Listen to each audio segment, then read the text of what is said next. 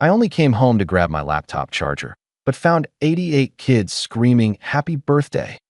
In my backyard, a huge banner read, "Our princess turns 6." I asked why I wasn't invited. Mom smiled and said, "It's for close family only."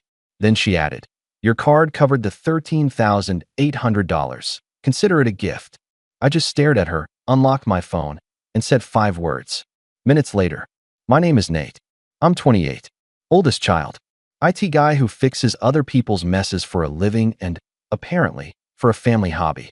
I rent a small 1-bedroom, pay my own bills, run 5 Burmese chats on weekends, and keep a spreadsheet for everything because numbers don't lie the way people do.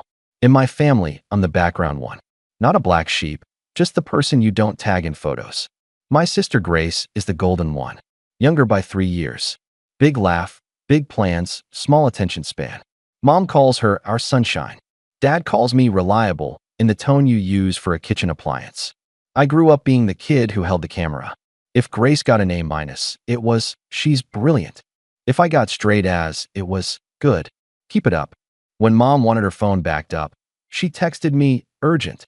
When I had the flu, she said, "Soup's on the stove. Reheat it yourself." I learned early. I'm useful, not precious. Last Saturday, I only went by the house because I left my laptop charger. I parked out front and heard noise from the backyard. Not normal, we're grilling noise. It was a wall of sound, kids screeching, whistles, music, someone on a microphone. I followed the noise through the side gate. 88 kids, give or take, exploded from behind the inflatable unicorn, "Happy birthday." A banner arched over the yard like a billboard. "Our princess turns 6." Pink everywhere. A DJ, a cotton candy cart, a woman painting faces, a man in a rented Pegasus suit dabbing for toddlers. I blinked like I'd stepped into the wrong house. "Oh, what is this?" I asked. Mom materialized with that hostess smile she saves for neighbors. "Close family only," she said, patting my arm like I was the mailman who wandered in. "You didn't RSVP. I didn't even know there was a party." "It's for family," she repeated. "Grace needs support." I stared at the catering tent, the balloon tunnel, the ice sculpture melting into a pink puddle. Why wasn't I invited? Mom's smile didn't slip. "Well, you were. In a way." She lowered her voice. "Your card covered the $13,800. Consider it a gift." For a second, I thought I misheard. Then my phone buzzed, 3 fraud alerts in a row. My stomach went cold. "Mom," I said slowly, "how?" "Don't be dramatic, Nathaniel. You said keep a card on file for emergencies. This is for your niece." "Family." Grace breezed over in a crown and white sneakers. "Hey, don't be weird about money," she said, and kissed the air near my cheek. "We'll post about you after." Best uncle ever. I just stared at Mom, unlocked my phone, and said 5 words. Minutes later, I didn't always keep a card on file. That happened 2 years ago after Dad's truck needed tires right now, and Mom texted, "Grace's daycare is short. Can you spot it until Friday?" I gave them my backup card once because the bank was closed and I was at work and I was tired of being the bad guy. One time turned into for emergencies. Emergencies turned into we can't find Dad's wallet. The pharmacy is finicky, and the florist won't hold the bouquet without a deposit. Grace's emergencies had a theme: parties, outfits, rush deliveries, content. She's a stylist building her brand. Translation: she posts reels while overdue notices pile up in the kitchen drawer next to the takeout menus. Mom feeds the dream. Dad shrugs. "She'll land on her feet," he says, like the ground is my bank account. The pattern was always the same. Tiny requests. "It's just $42. Just $118. We'll pay you Friday." Friday came and went. When I brought it up, Mom tilted her head like I was speaking in riddles. "We're family, Nathaniel. Dad called it helping your sister get established. Grace called it bridging." Meanwhile, my spreadsheet said I bridged $5,972 in a year. If I set a boundary, it got framed as cruelty. Me: "Please ask before you use my card." Mom: "So if your father has a heart attack, you'll let him die on the sidewalk." Me: "What?" Grace: "You're obsessed with control. It's giving weird." There were 100 small humiliations. Thanksgiving, I brought a pumpkin pie I baked from scratch. Grace walked in an hour late with cold store cupcakes, and everyone acted like she discovered fire. When I mentioned my promotion, Dad said, "Nice. Grace landed a collab this week," like he was saving me from bragging. Once, at Target, Mom handed me a cart and a list. "Oh, and grab diapers for Mia. She's growing like a weed." The total was $612 because "while you're here" turned into "might as well" turned into a TV for the guest room. At the register, Mom fumbled for a card, sighed dramatically, then looked at me. We all knew the move. I paid. She never mentioned it again. Numbers kept me sane. My notes showed dates, amounts, and little quotes. March 14th, $312.17. The caterer only takes deposits. April 2nd, $87.99. Mia's recital shoes. She's a star. May 21st, $1,200. Non-refundable venue hold. Super quick, please.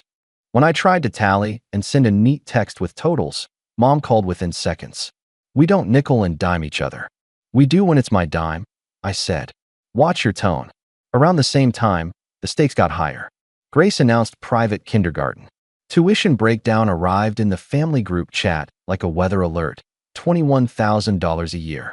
"We'll make it happen," Mom wrote. "We'll all pitch in," Dad added. I didn't respond. 5 minutes later, Mom, privately, "We put your card for the enrollment fee. It's just to secure her spot. Don't overthink it." Then the SUV. "Too many car seats," Grace said, "even though there's one child. Safety." The dealer needed a co-signer for the best rate. "Mom, it's just your name on paper. We'll handle payments." My phone lit up with missed calls, 12, when I said no.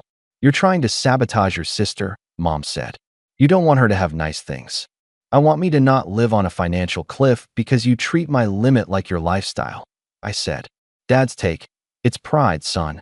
Pride will make a man lonely." He said it like a proverb that should end an argument.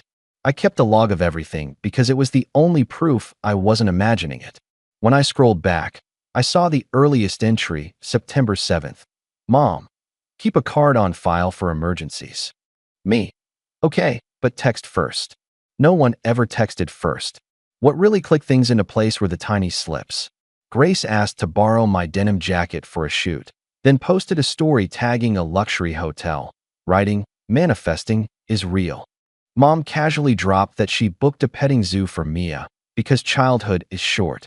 I thought she was joking. Then a goat headbutted my shin last Saturday, and I realized the joke was me. If you want to know how you matter to someone, say no. I tested it twice in June. Me: "I can't do the enrollment fee." Mom: "So you hate your niece." Me: "I won't co-sign." Dad: "You're making us beg." Grace, in the group chat: "He loves spreadsheets more than family, LOL." I started moving my auto pays to a different account, switching cards, locking things down. But I missed one: the backup card on Mom's phone wallet.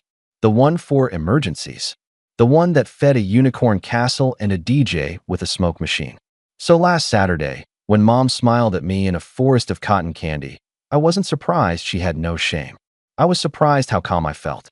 "Your card covered the $13,800, she said. "Right," I said. "And the photographer needs cash," she added, like she was ordering napkins. Behind her, the MC yelled, "Ready for the confetti cannon?" Kids screamed. Adults filmed. Grace waved at the sky like she summoned weather. I opened my phone and said, "Start a call." Put it on speaker. The 5 words were simple. "Hi, I'd like to report." Mom blinked. "Report what?" "Unauthorized charges." I finished into the phone. Then louder, to the bank agent. "Hi. Yes, my name is Nathaniel Carter. Multiple charges today at a private residence. Not authorized." Mom's smile cracked. "Nathaniel," she hissed. "Not here." "Here is exactly where," I said. Grace slid in. "Babe, don't be embarrassing. Please verify the last 5 transactions," the agent said. I read them out. $4,800 Princess Playland Rentals. $3,100 Sugar Cloud Events. $2,400 DJ Pegasus LLC. $1,700 Balloon Dreams. $1,800 Pets and Hooves. "Those aren't mine," I said, steady. "Card is in my possession." The DJ cut the music mid-chorus. Even the goats looked offended. Dad marched over, jaw tight. "End the call. We'll settle this inside." I switched to speaker. The agent said, "We'll freeze the card and open a claim. You'll receive provisional credit within 24 to 48 hours. Please destroy the card.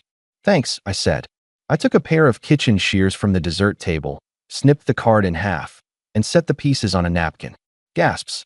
Someone's aunt whispered, "He's serious." Mom's voice dropped to icy. "You are ruining your niece's birthday." I looked at Mia, who was gleefully smearing frosting on a classmate's face. "No," I said softly. "She's having a great time. Adults did this." Grace crossed her arms. "We'll just use another card." "You will not," I said. I held up my phone and tapped. "I'm revoking my card from your phone wallet now. And from every subscription that still has it. All of them. Don't talk to your mother like that," Dad snapped. "I'm talking to the person who put my money on a goat," I said. "Language," Mom said, as if I'd sworn. The venue coordinator approached with a clipboard. "Who's the payer on file?" Mom pointed at me on instinct. I shook my head. "He isn't," I told the coordinator.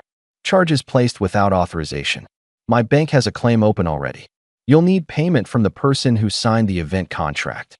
The woman checked her page. "Grace Carter." Grace's face twitched. I didn't sign anything." The coordinator turned the page. "It says G. Carter with this number." She read it aloud. It was Mom's. I felt weirdly sad then, not angry. "Mom," I said, quiet. "You forged my permission line again, didn't you?" Mom chose outrage. "Forged? I am your mother." "That's not a legal defense," I said. "Stop this," Dad said, stepping closer. "You'll pay it. That's what family does." "No," I said. "Because you want revenge?" I met his eyes. "This isn't about revenge. This is about closure." He flinched at the word. "Boundaries," I added. "Read about them." Grace tried a different angle. "We'll post so many photos. You'll look amazing. Uncle Nate made it happen. That's gotta help you meet someone, right?" She laughed like it was generous.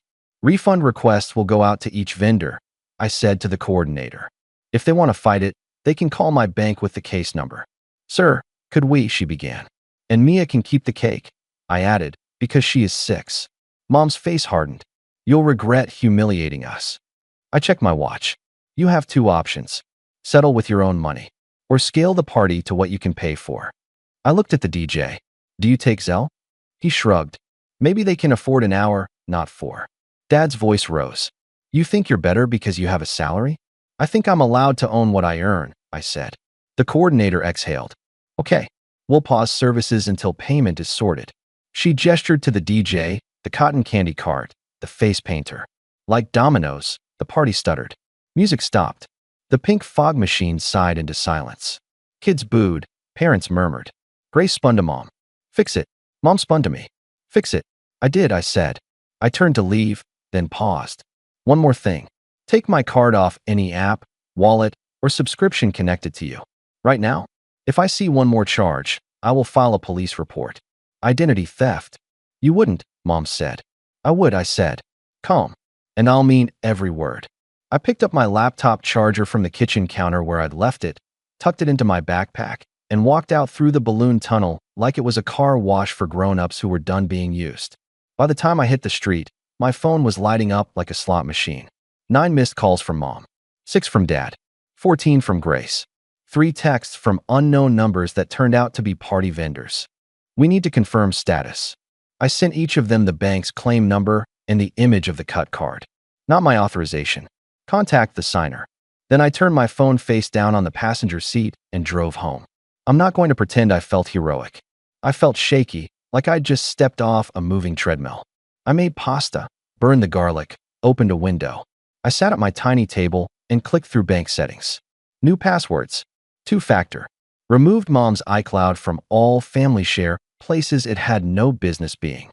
Turned off, add to wallet on every device. Called my credit bureau and locked my report. It was quiet. At 9:14 p.m., Grace sent a voice note that started with crying and ended with rage. "Do you understand what you did? Do you?" Mia sobbed for 20 minutes. The unicorn guy left. People filmed. We looked broke. I typed. "I'm sorry Mia was upset. I'm not a bank." Mom texted 10 minutes later. "You made me look like a fool in front of the whole neighborhood." Then, "We'll discuss terms tomorrow." Then, when I didn't respond, "You don't do this to family." At 10:02 p.m., "Dad, you embarrassed your mother."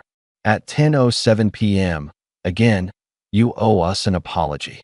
At 10:11 p.m., answer your father. I turned the phone off and went to bed at 11:30, which felt like a luxury. Sunday morning, 37 unread messages. A cousin I like wrote, heard there was drama. You okay? I answered, yes. He replied, proud of you. That 2-second exchange felt bigger than any banner. By noon, Mom was in damage control. She posted a Facebook update. What matters is love. With photos from the first hour when the DJ still played. Comments flooded in. So magical. Best grandma. I didn't care. Let her manufacture a version of yesterday that doesn't include a cut card. My rent still exists either way. Then the logistical fallout started. The balloon company sent an invoice with a stern paragraph. The petting zoo threatened collection action. The DJ's assistant emailed, we performed 90 minutes. Balance due for 90 minutes. All were addressed to me. I replied to each with the same 3 sentences. I did not authorize this purchase. The bank has frozen the card and opened a claim. Case hashtag hashtag hashtag hashtag. Please contact the contract signer. Attachment. I attached a screenshot of Mom's signature and phone number from the coordinator's clipboard. At 2 p.m., Mom called from a blocked number. I answered because I was curious how the script would go. Do you enjoy hurting me? She opened with. No, I said. I enjoy not being stolen from. We are your family. I know. That's why I said no for 6 months instead of 1. You're dramatic. What's your plan to pay the vendors? I asked. Silence. Then, we will figure it out. I'm not involved. She stopped. You need to apologize to Grace. For what? I asked. Not funding an event for 88 6-year-olds with a smoke machine? For humiliating her. People will talk. They always did, I said. But this time the story is true. She tried a soft voice. Your father's blood pressure. Then he should sit down, I said, not unkindly. Mom, listen. This ends. My card is off your phone. My credit is locked. If you attempt another charge, I will file a report. I do not want to do that. But I am done. Her voice cracked on the last word. Done with your family? Done being your wallet. Click. I took a walk. I passed 3 birthday parties at the park, folding tables, store cake, kids with grass stains. Parents laughing. No fog machine. No goats. People clapped for a 6-year-old blowing out candles, and that was enough. Back home, I wrote a simple email titled Boundaries to Mom, Dad, and Grace. I will not co-sign anything. I will not provide a card on file. If you need money, you will not ask me. If you ask me indirectly, through urgence, holds, bridging, or we already did this, can you just? The answer is no. I will not discuss this on the phone. Email only. If you attempt to use my identity, I will involve law enforcement. I hit send. 3 minutes later, Grace replied, You're a monster. Then, Mia is confused why Uncle Nate hates her. I typed, I don't. I hate being exploited. I deleted it and sent nothing. The next week was a parade of tactics. Love bombing. We miss you. Come for dinner. Guilt. Your grandmother asked why you're cruel. Anger. You're dead to us until you apologize. Practical panic. The balloon company says they'll add fees. I forwarded everything to a folder named Records. Thursday, Mom tried the neighbor route. Mrs. Patel left me a voicemail. Dear, your mother says there was a misunderstanding. She's heartbroken. I called Mrs. Patel back. There was a misuse of funds, I said. I handled it. She paused. Good for you, Beta, she whispered. I wondered how those goats were getting paid. On Friday, my bank finalized the provisional credit. $13,800 back. I stared at the number for a long minute and felt, not triumphant, just correctly aligned. I started building routines that belonged to me. I put my niece's art, the one crayon drawing she handed me at Thanksgiving, on my fridge because I do love her. I bought a $12 grocery store cake on Sunday and cut myself a slice after dinner because last year my birthday got folded into Grace's pre-launch mixer, and I said nothing. This year I will say things. The calls didn't stop, but my body stopped flinching. I answered fewer. I slept more. I ran 3 miles and ordered new running shoes without feeling like I was stealing from a child.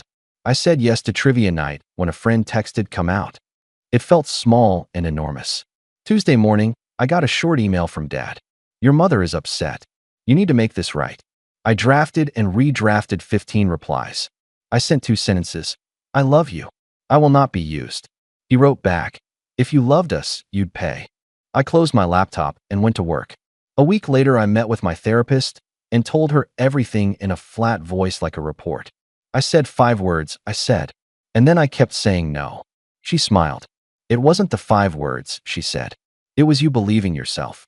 I walked home through a different neighborhood. Quiet blocks. Regular houses. A dad in socks tossing a ball to a kid in the driveway. No banners. No fog machines. Just people living within the borders of what they can afford and who they are. That night, Grace sent one more shot. A photo of Mia in her princess dress, chin crumpled. She asked why you don't love her, Grace wrote. I stared at it for a long time and then typed, slowly, I love Mia. I will see her when you and mom can respect my boundaries. Please don't use her to pressure me. I hit send and put my phone down. No reply. I made dinner. I washed dishes. I cleaned the counter because clean counters feel like peace. I opened my spreadsheet and removed an entire tab labeled Family Reimbursements. I took a breath and deleted it. The silence after felt like a room widening. I don't want revenge. I don't want them bankrupt. I don't want Grace to fail at being a mom or an influencer or whatever she is chasing. I want a life where the cost of loving people isn't measured in credit limits and stomach knots. So here it is, simple and plain. I will not co-sign your loans. I will not be your backup wallet. I will not be shamed for saying no.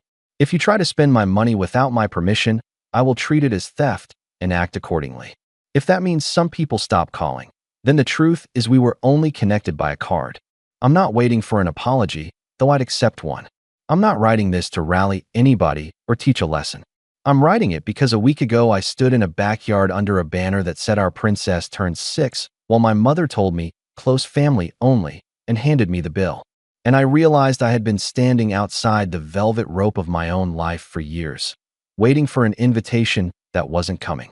I'm done waiting. I'm unlocking my door and stepping inside. I'll still be the person who fixes things at work. I'll still run my 5 Burmese chots. I'll still bring a pie to Thanksgiving if I go.